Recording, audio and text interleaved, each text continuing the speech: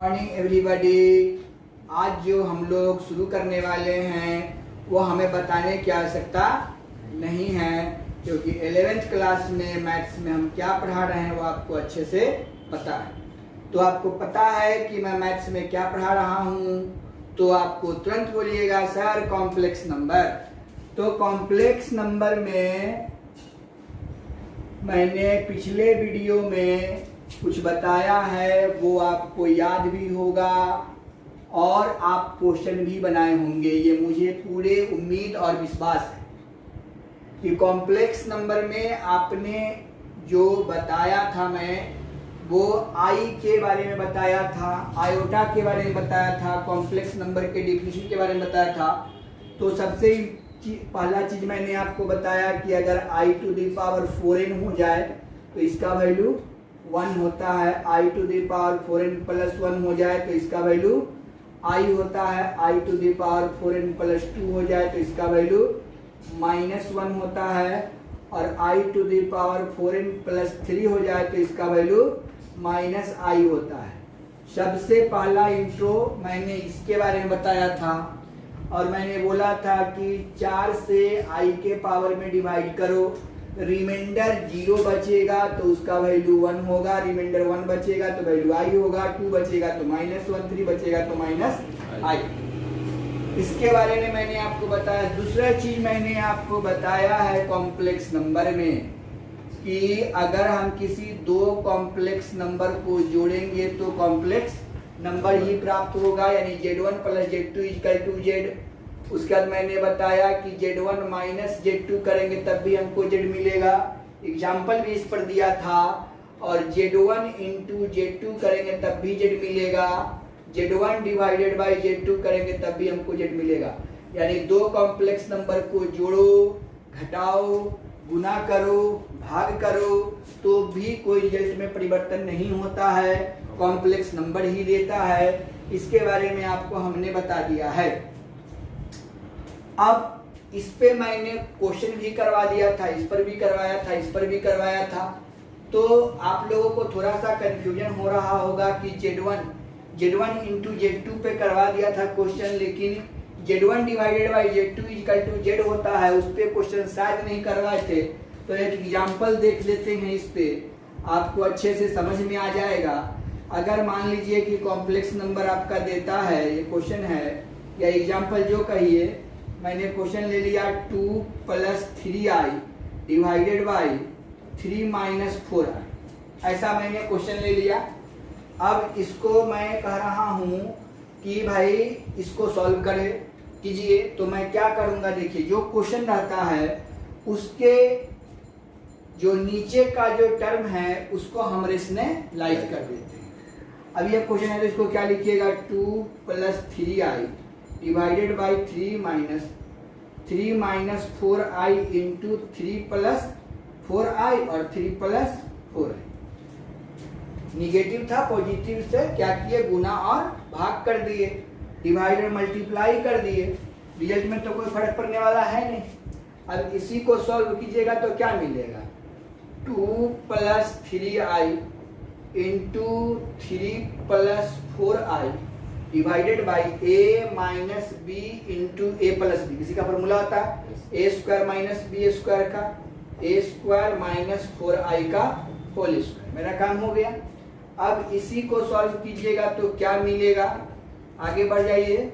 अब 2 में 3 से मल्टीप्लाई कीजिएगा तो 6 हो जाएगा, क्लियर है। फिर 2 में 4 से मल्टीप्लाई कीजिएगा तो 8 हो जाएगा, 8i और 3 3 जा 9i और 3 4 जा 12। i में i से मल्टीप्लाई करेंगे i स्क्वायर, 3 का स्क्वायर कितना हो जाएगा 9, माइनस 4 का स्क्वायर कितना हो जाएगा 16 और i का स्क्वायर कितना हो जाएगा i स्क्वायर। अब इसको सॉल्व कीजिए तो क्या मिला, ये 6 है प्लस 8i और 9i कितना हो जाएगा 17i।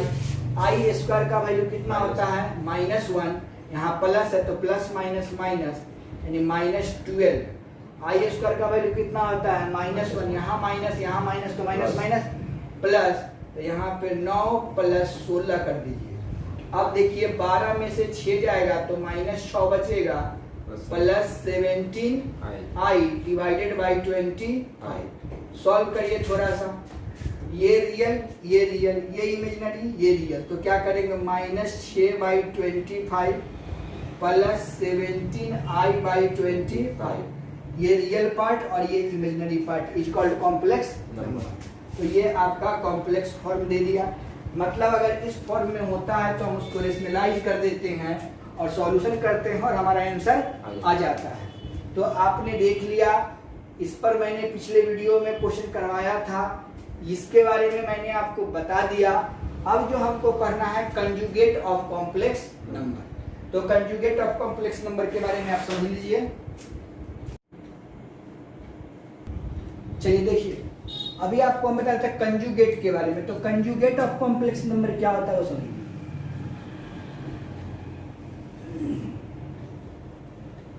Conjugate of complex number. Conjugate माने क्या होता है समझिए। कंजुगेट में इतना ही आपको ध्यान रखना है कि जो कॉम्प्लेक्स नंबर होगा उसके इमेजिनरी पार्ट का जो साइन होगा वो डिफर हो जाएगा, चेंज हो जाएगा। यानी इसका डिफिनेशन लिखेंगे कि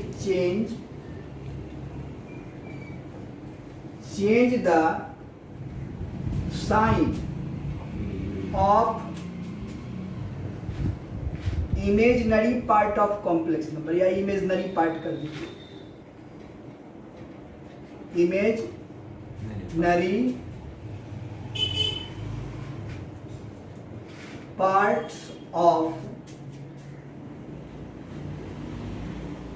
complex number, change the sign of imaginary part of complex number is called conjugate of complex number, and it's denoted by Z bar. Z bar से डिनोट करते हैं। अब यहां पर आप देखिए, ये आपका फर्स्ट क्वाड्रेंट है, तो फर्स्ट क्वाड्रेंट में ये आपका क्या हुआ, एक्स एक्सिस, और ये हुआ वाई एक्सिस। तो यहां का जो कॉम्प्लेक्स नंबर होगा एक्स पॉजिटिव और वाई भी पॉजिटिव, मतलब एक्स प्लस आई वाई। तो इसका जो कंजुगेट होगा वो क्या हो जाएगा, x माइनस आई वाई। प्लस है तो इमेजिनरी पार्ट का चिन्ह क्या होगा, बदल गया। यहां पर क्या होता है, x एक्सिस निगेटिव और y एक्सिस पॉजिटिव, तो माइनस एक्स प्लस आई वाई। तो इसका कंजुगेट क्या हो जाएगा आपका माइनस एक्स और माइनस आई वाई। समझ गए। यानी इसका कंजुगेट जो है सो ये हुआ और इसका जो कंजुगेट हुआ वो ये हुआ।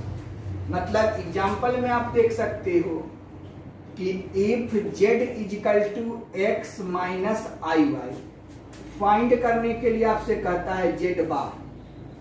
तो z बार निकलिएगा तो क्या कीजिएगा कि x plus I Y, and इसी में लिख देता है z डबल बार। तो क्या लिखेंगे, जेड डबल बार निकालेंगे तो फिर प्लस है तो क्या हो जाएगा, माइनस हो जाएगा। तो यहाँ से थ्योरी क्या निकल गया कि जेड जो होता है वो जेड डबल बार के इक्वल होता है। यहाँ से एक थ्योरी निकल गया। केवल इमेजिनरी पार्ट का साइन बदलेगा, रियल पार्ट का नहीं। इफ जेड इजिकल टू अगर एक्स प्लस आई वाई है, ठीक, तो इसमें से यहाँ पे माइनस लगा दो। फाइंड करने के लिए कहता है Z bar is equal to what, तो क्या लिखेंगे कि since Z is equal to minus x plus I Y, hence Z bar is equal to कितना आ जाएगा, माइनस एक्स और माइनस आई वाई। तो आप समझ में आ चुका होगा कि केवल इमेजिनरी पार्ट का साइन बदलता है, रियल पार्ट से कोई मतलब नहीं होता है। तो इस फॉर्मेट को हम लोग क्या कहते हैं, कंजुगेट ऑफ कॉम्प्लेक्स नंबर कहते हैं। इसका कुछ प्रॉपर्टी है जो आपको जानना बहुत जरूरी, ठीक है। तो हम property of complex conjugate of complex number बताते हैं। चलिए देखिए प्रॉपर्टी जिसका क्या होता है,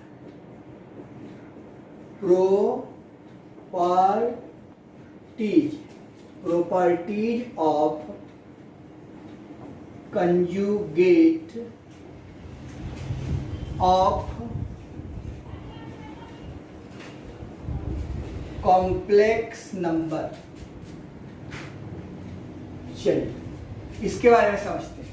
पहला प्रॉपर्टी मैंने क्या देखा कि जेड जो होता है वह जेड डबल बार के इक्वल होता है, ठीक।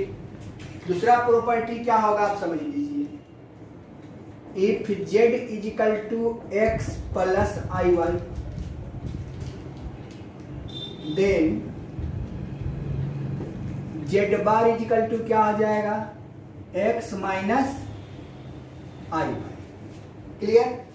तो अगर इस दोनों को जोड़ते हैं तो क्या होगा, हेंस जेड प्लस जेड बार को अगर ऐड करिएगा तो कितना होगा, एक्स प्लस आई वाई के साथ एक्स माइनस आई वाई को जोड़ दीजिएगा, इमेजिनरी पार्ट से इमेजिनरी पार्ट कट गया, तो आपका क्या बच गया 2x, यानी Z plus Z bar is equal to कितना बचा 2x।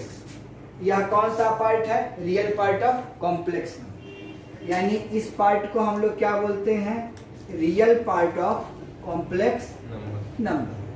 तो हमको यहाँ से थ्योरी क्या मिला कि सेकेंड प्रॉपर्टी की जेड प्लस जेड बार जो होगा वह real part of complex number के बराबर होगा, यानी जेड जेड डबल बार के बराबर होता है, जेड प्लस जेड बार करोगे तो real part of complex number मिलेगा।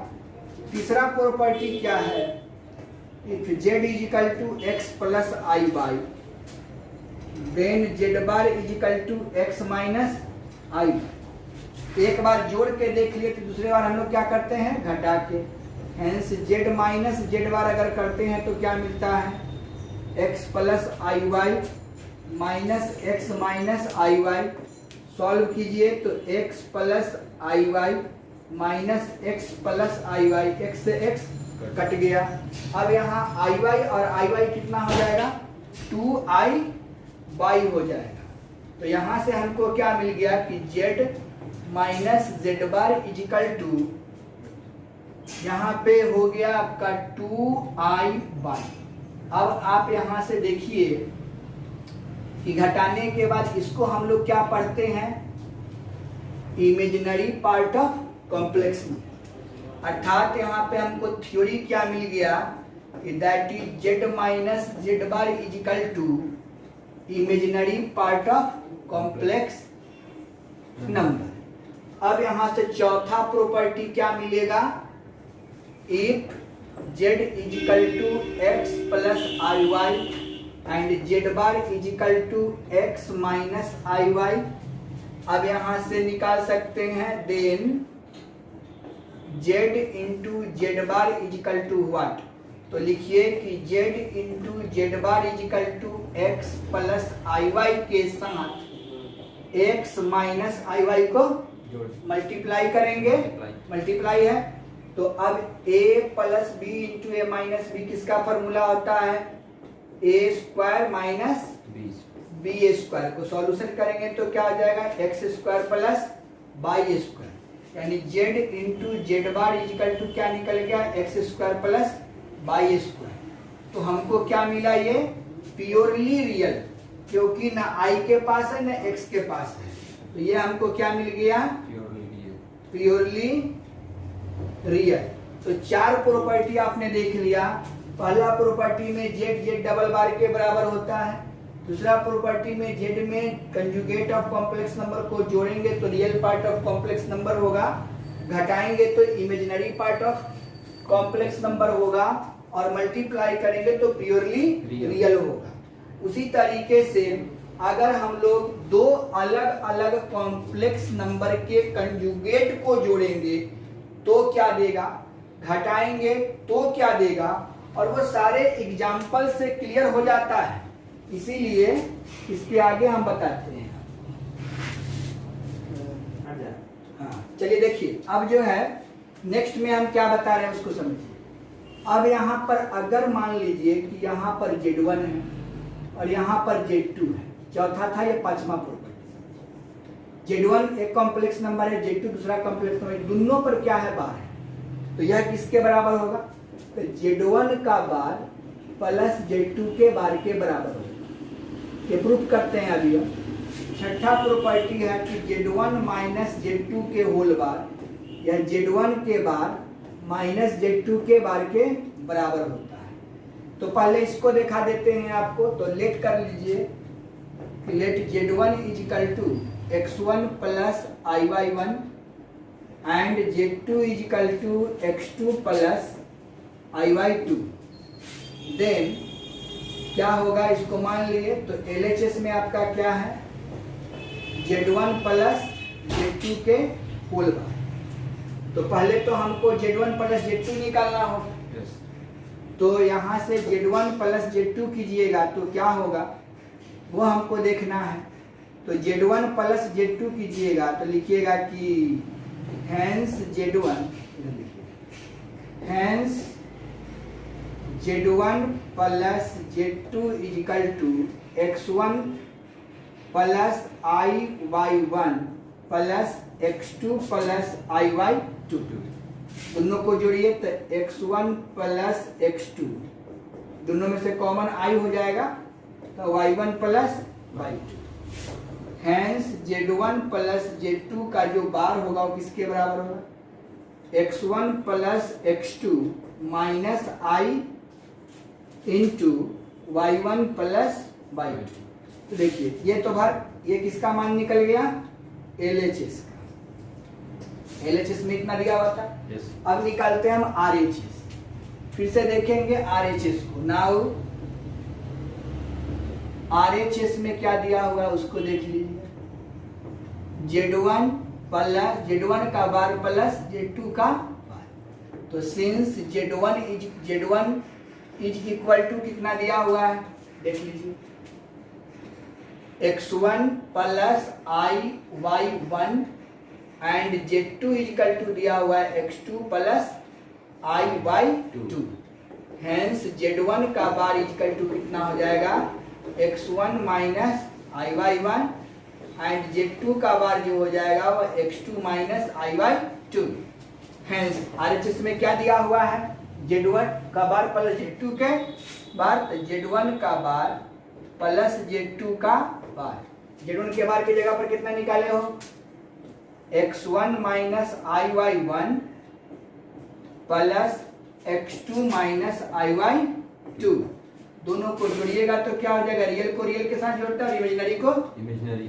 तो यानी x1 प्लस x2, दोनों में से माइनस को कॉमन कर लीजिए तो y1 प्लस y2। अब देखिए LHS का जो पार्ट है जो आया है वही RHS का भी पार्ट आ रहा है। यह आपका RHS है और ये आपका LHS है। तब लिख देंगे कि हैंस Z1 प्लस Z2 का होल बार जो है वह Z1 के बार प्लस Z2 के बार के इक्वल है। इसी के आधार पर ये भी प्रूफ कर सकते हैं आप। उसी तरीके से Z1 इंटू Z2 का जो बार होगा वो किसके बराबर होगा, ये 6 नंबर 7 नंबर यहीं पे हम लिख देते हैं कि Z1 इंटू Z2 का जो बार होगा वह किसके बराबर है, Z1 का बार इंटू Z2 के बार के बराबर होगा। और इसका 8वां नंबर जो प्रॉपर्टी होगा वह Z1 बटे Z2 के होल बार जो है वह किसके बराबर होगा, Z1 के बार बटे Z2 के बार के बराबर। तो ये आपने देख लिया 8 प्रॉपर्टी है किसका, कंजुगेट ऑफ कॉम्प्लेक्स नंबर का। यानी जोड़ने घटाने से लेके हम हर तरह के स्थिति से आपको रूबरू करा दिए हैं। तो अगर कोई भी कॉम्प्लेक्स नंबर है उसका कंजुगेट निकालने के लिए कहता है तो पहले उसको हम रियल पार्ट और इमेजिनरी पार्ट में कन्वर्ट कर देंगे और फिर इमेजिनरी पार्ट के चिन्ह को बदल देंगे और आपका कंजुगेट ऑफ कॉम्प्लेक्स नंबर हो जाएगा। तो कंजुगेट ऑफ कॉम्प्लेक्स नंबर आपको समझ में आ गया होगा। अब आपको हम बताते हैं मॉडुलस ऑफ कॉम्प्लेक्स नंबर के बारे में। चलिए देखिए, अब आपको हम मॉडुलस ऑफ कॉम्प्लेक्स नंबर के बारे में बताते हैं।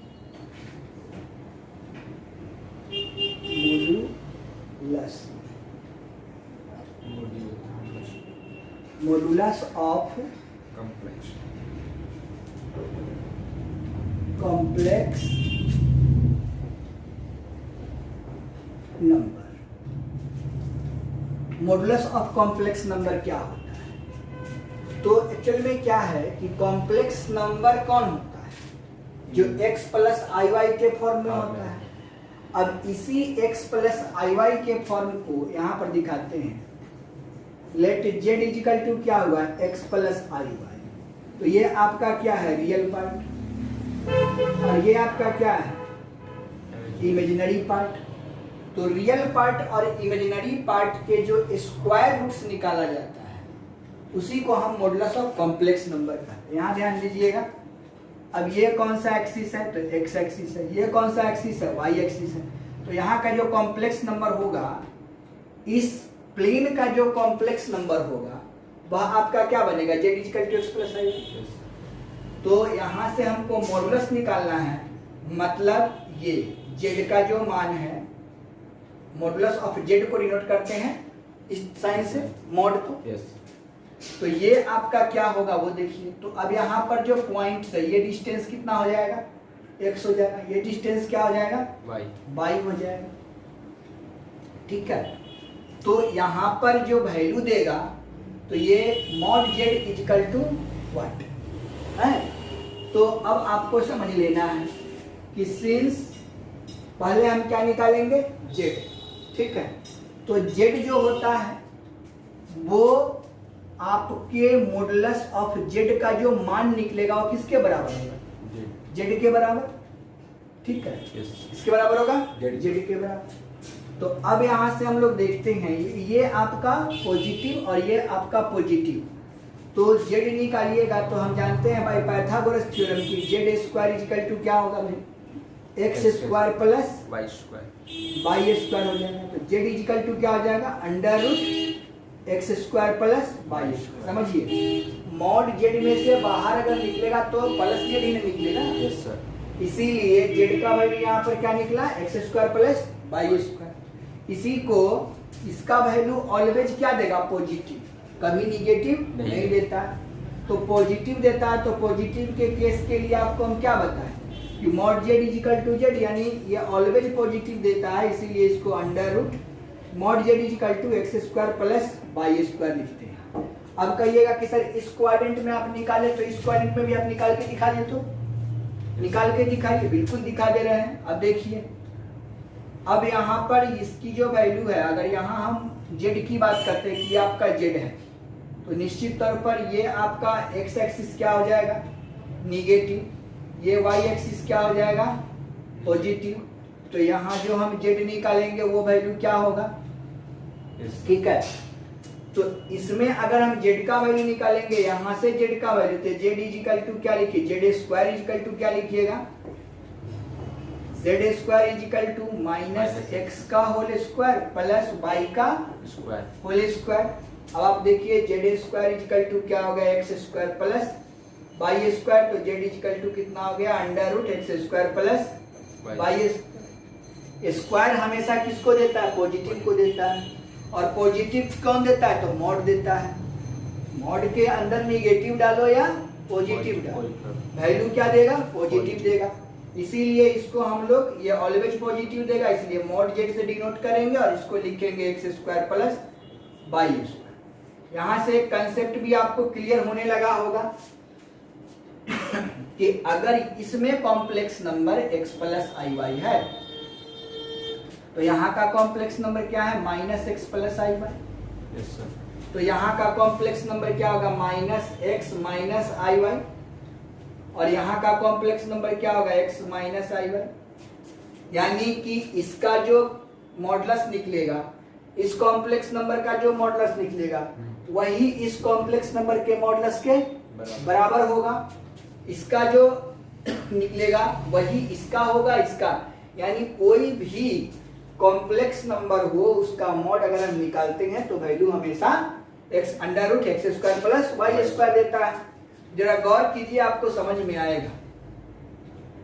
अगर z is equal to x plus I y लिखते हैं तो माइनस जेड इजिकल टू क्या लिखते हैं, माइनस एक्स माइनस आई वाई। इसको इस रूप में लिख सकते हैं। yes. मॉड लगाने का मतलब है कि अगर इधर मॉड लगाते हैं तो इधर भी मॉड लगाना होगा, तो जो वैल्यू इसका देगा वही वैल्यू इसका देना चाहिए। yes. तो मॉड जेड का मतलब क्या होता है कि प्लस माइनस जेड, पॉजिटिव और निगेटिव दोनों में आएगा। माने निगेटिव को रखोगे तब भी जेड देगा, पॉजिटिव को रखोगे तभी जेड देगा। तो क्या यहाँ पर इस थ्योरी को लागू हो रहा है? Z is equal to x plus I y है तब भी इसका वैल्यू यही दिया। आपका z is equal to minus x plus I y है तब भी वैल्यू यही दिया। और अगर हम इसको निकालेंगे माइनस वाले को, इसमें अगर निकालते हैं कि since minus z is equal to minus x minus I Y, तो इसका अगर हम निकालेंगे तो वैल्यू क्या देगा? इसका निकालेंगे तो माइनस जेड का होल स्क्वायर देगा ना, yes, sir. Is equal to under root minus x का whole square plus minus Y का होल स्क्वायर। तो इसको सॉल्व करेंगे तो क्या होगा, Z square sorry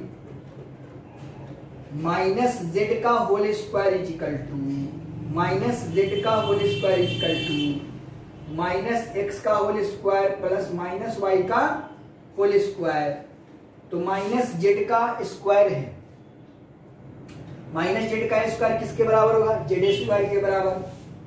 clear? yes, minus x square किसके बराबर होगा, एक्स स्क्वायर के बराबर। और ये भी किसके बराबर होगा, वाई स्क्वायर के बराबर। तो जेड इजिकल टू क्या दिया, under root x square plus Y square. यानी माइनस को लेने के बाद भी रिजल्ट हमारा यही दिया, प्लस को लेने के बाद भी रिजल्ट हमारा यही दिया। अर्थात यह मॉडुलस के नियम को पालन करता है, इसीलिए इसको मॉडुलस ऑफ कॉम्प्लेक्स नंबर कहा जाता है।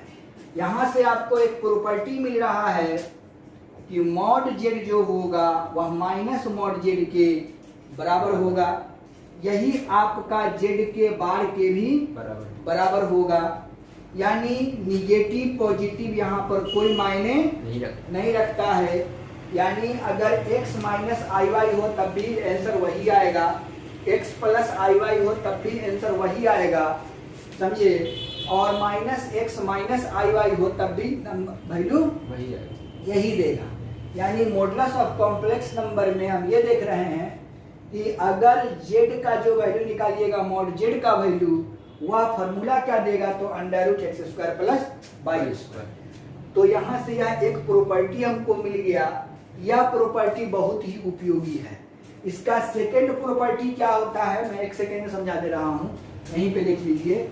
सेकंड प्रॉपर्टी आप लोग समझ लीजिए, ज्यादा इसमें दिमाग लगाने की जरूरत नहीं है। अगर आपको सेकंड प्रॉपर्टी बहुत यूजफुल प्रॉपर्टी है, इसको आप ध्यान में रखिएगा।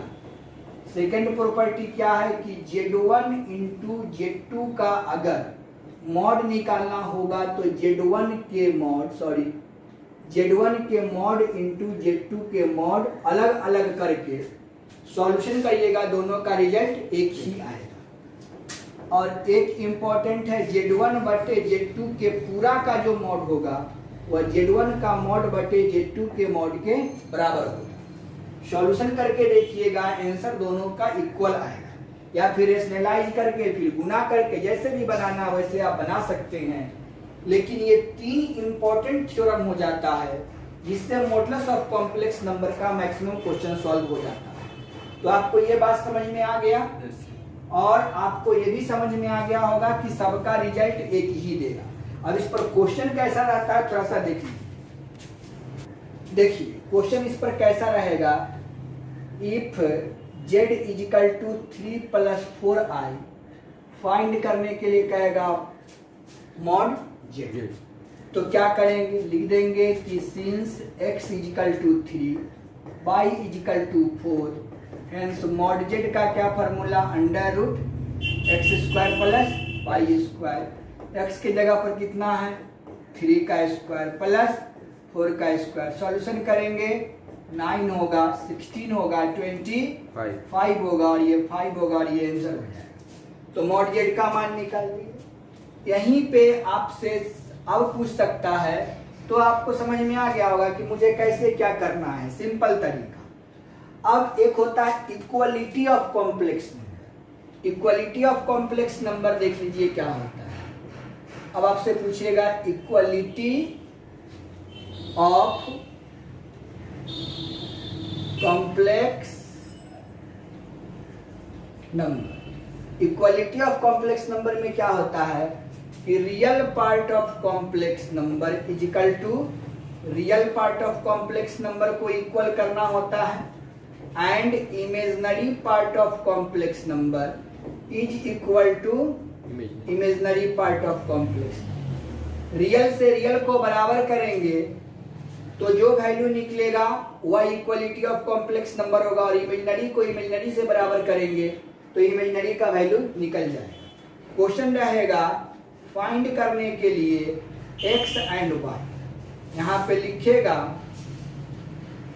कि x plus I Y is equal to 3 plus 4i। तो देखिए रियल पार्ट को रियल पार्ट से बराबर कर दीजिए, इमेजिनरी पार्ट को इमेजिनरी पार्ट से। तो क्या हमको दिखाई दिया, x is equal to 3 and i Y is equal to 4i। I से आई कट गया तो y इज इक्वल टू 4, और ये आपका आंसर हो जाता है। इस पे और भी x बराबर 3 निकल गया, y बराबर 4 निकल गया। इस पे और भी जो है आपका बड़ा बड़ा क्वेश्चन दे सकता है। एक क्वेश्चन और करवा देते हैं, आपको समझ में आ जाए। वो इक्वलिटी ऑफ कॉम्प्लेक्स नंबर में x plus I X Y minus I Y is equal to दे देगा 4 प्लस 3i। फाइंड करने के लिए कहेगा if this plus this is equal to this.